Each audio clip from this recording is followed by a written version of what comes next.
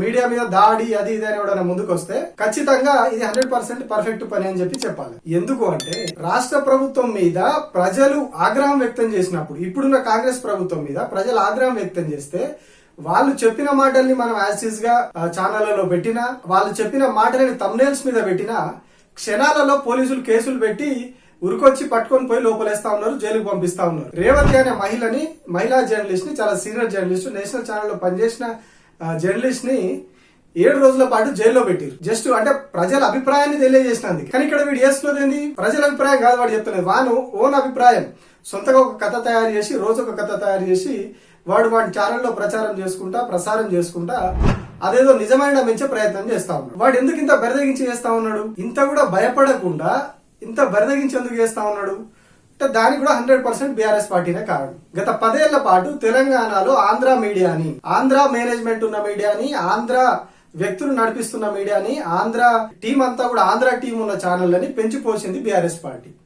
అధికారంలోకి వచ్చిన తర్వాత అప్పటికే ఉన్న మీడియా సంస్థలన్నింటినీ కూడా దగ్గరికి తీసుకొని సంకల కూర్చోబెట్టుకొని 9.5 ఏళ్లు మోసింది బీఆర్ఎస్ పార్టీ. వాడు తిట్టిన, తప్పుడు వార్తలు రాసిన కేసీఆర్ మీద కావచ్చు, కేటీఆర్ మీద కావచ్చు, ఫ్యామిలీ మీద కావచ్చు, వాడు చేయాల్సినంత దుష్ప్రచారం చేసినా కూడా ఆ మీడియాని నెత్తినెత్తుకొని తిరిగింది బీఆర్ఎస్ పార్టీ. ఎన్టీవీ కావచ్చు, ఏబిఎన్ కావచ్చు.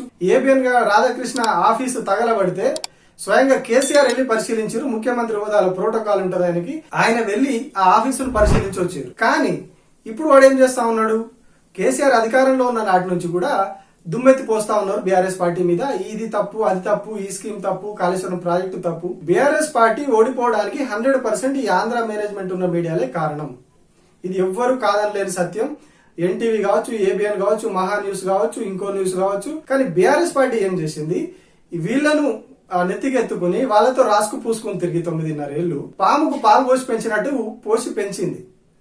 పాలు పోసి పెంచడం అని చెప్పి పాము ఊరుకోదు కదా. పాము స్వభావమే కాటేయడం. ఇప్పుడు అది కాటేసింది, కాటేస్తా ఉన్నది.